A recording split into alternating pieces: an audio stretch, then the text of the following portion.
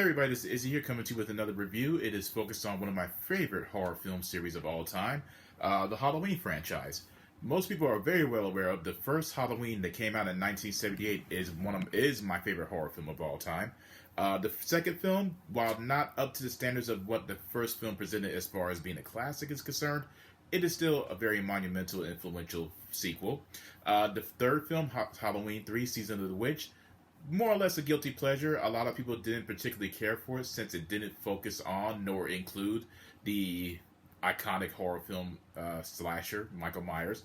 The fourth film reintroduced the character back into the franchise and is another guilty pleasure that ultimately started introducing more of the supernatural elements that we have all become accustomed to with other horror films like Friday the 13th, Hellraiser, and even Freddy Krueger with Nightmare on Elm Street. The fifth film is a continuation of what the fourth film conveyed, and you have the sixth film, which is going to be the focus of my review today. The sixth film, Halloween: The Curse of Michael Myers, has two prints actually. The one that I'm holding in my hands right now, and the work print is the producer's cut. The producer's cut was at one point very hard to find because it was a very rare item to contain, and it is considered to be more or less the better quality film simply because it has more storyline and is very much in depth as far as the character development is concerned and the motivation behind Michael Myers' methodical evil nature, if you will. It's much more organized, and as I said, it was pretty hard to find back in the day before the internet became such a monumental tool. Now, before it was officially released on Blu-ray, you could only purchase it via eBay, which only provided a bootleg DVD version of it, or on YouTube, for example, the film was broken up into increments, so you weren't able to watch the film all the way through. Compared to now, if you're able to purchase it through eBay, you're able to purchase it through eBay and then also receive a Blu-ray quality of it. Now you can watch it all the way through. However, the one I'm going to be reviewing is the theatrical version, which is still a very good film, but not as good as the producer's cut, seeing as the producer's cut, as I said, provides more in-depth storyline being told. Before I get into the details and the spoiler of this review, I want to go ahead and just pause for a few seconds and let you all kind of anyone who hasn't watched the film, kind of walk away. That way you won't be spoiled, or if you have watched it, you know what I'm about to talk about. The storyline of this film explores as I mentioned, the motivation behind what makes Michael such a personification of all that is evil. The plot is you have Michael Myers that is revealed to have essentially attempted to eradicate any and all bloodlines related to him. But this one in particular is much more of a darker reflection of what it has possessed him to do the acts that he does. Because now we're ultimately clued into the fact that he is possessed by this ancient cult known as Thorn. However, at the beginning of the film, and even in the producer's cut, his niece Jamie, the daughter of Laurie Strode, and Michael are placed into a hypnotic, comatose state where Michael has essentially raped his niece and impregnated her in the process, and she has given birth to what I don't want to say is the Antichrist, but just another version of Michael that is used as an agenda to further the goal that Thorn has attempted to place within the world, if you will, which is basically continuing their spawn of evil. A new family, another version of the Strode family has moved into the Michael Myers household, and of course they're caught into the crosshairs of his killing spree. We're also introduced to pre-Ant-Man, Paul Rudd, playing the role of Tommy Doyle, who was in the first film, the 1978 version, and while he is still traumatized by the events of the first film, he's obsessed at the same time, and he is trying to find any clues as to what has motivated Michael to commit the acts that he does. With that said, the film, as I mentioned, is very, very dark, very brutal, and has managed to incorporate all of what made what made his predecessors so memorable and interesting, while crafting a story of its own. It also is the last film that we see the late great Donald Pleasence in as the iconic character Dr. Samuel Lewis. It is for him to be in such failing health, he, for me, in my opinion, he is what made the Halloween franchise so memorable in the first place.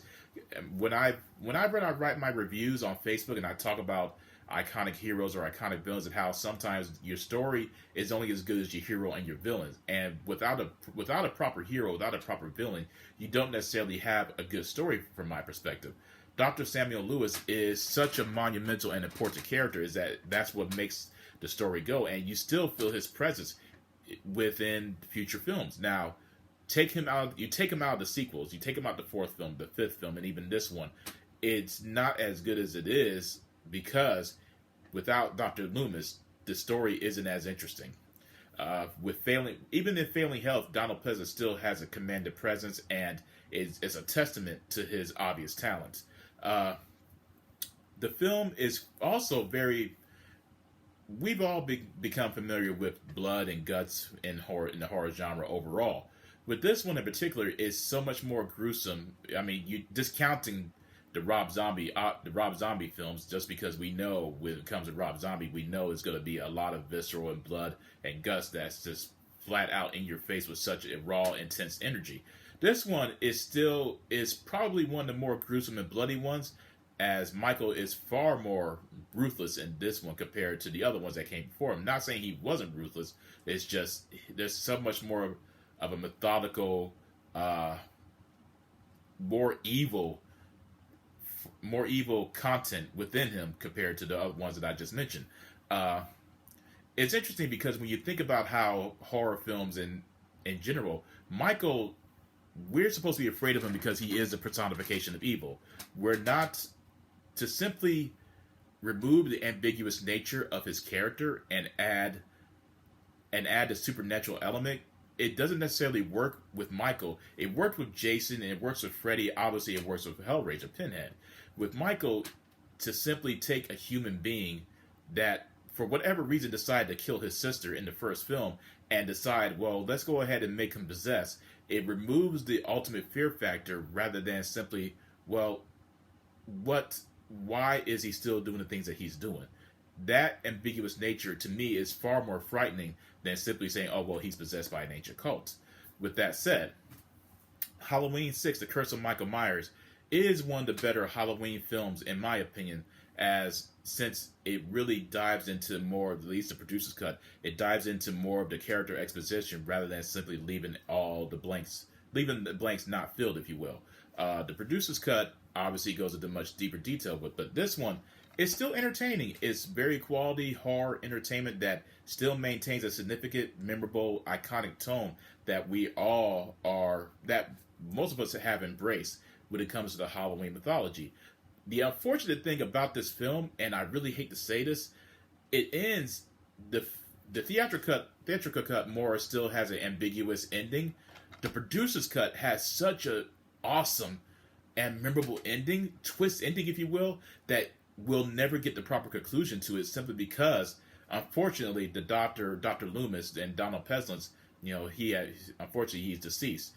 We'll never receive that closure because it is such an awesome ending that it leaves it's so open-ended that you find yourself wondering exactly what direction that he could have taken into. Simply, as I mentioned, it was such unfamiliar territory at this time that, man, it just would have been monumentally epic to see exactly what they were going to do as far as the storyline is concerned.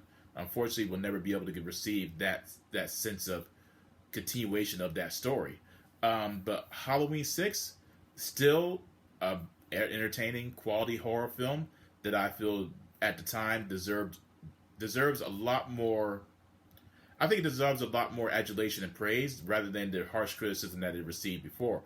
Also, it was one of the first horror films at the time that started to really rely more on the jump scare gimmick that's basically an essential in a lot of your PG-13 horror films these days. Obviously, this is rated R, but this one it really makes you laugh at how the fact that now when you watch it, whether it's someone coming in for a hug or someone just appearing out of nowhere, or a car door slamming, or a door slamming, or someone just opening the door, it was always accompanied by a jump scare, which it makes you laugh now, but back then it was still fairly new, so obviously it was startling to people then.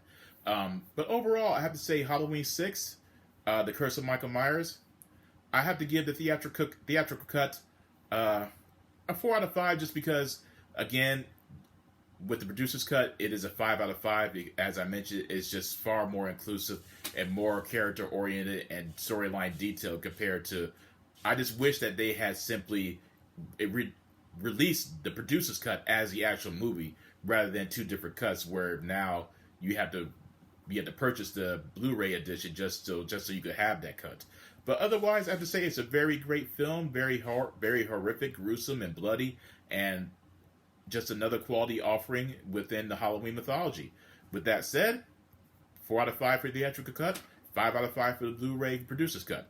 I have to, once again, thank you for listening and watching my review. Provide a like, provide a comment on what you thought about the film. And if you haven't watched it, watch it and let me know what you thought about it. Let me know on my Facebook what you thought about it. You will be seeing and hearing from me again soon. I hope everyone remains safe and healthy. Take care and peace out, my friends.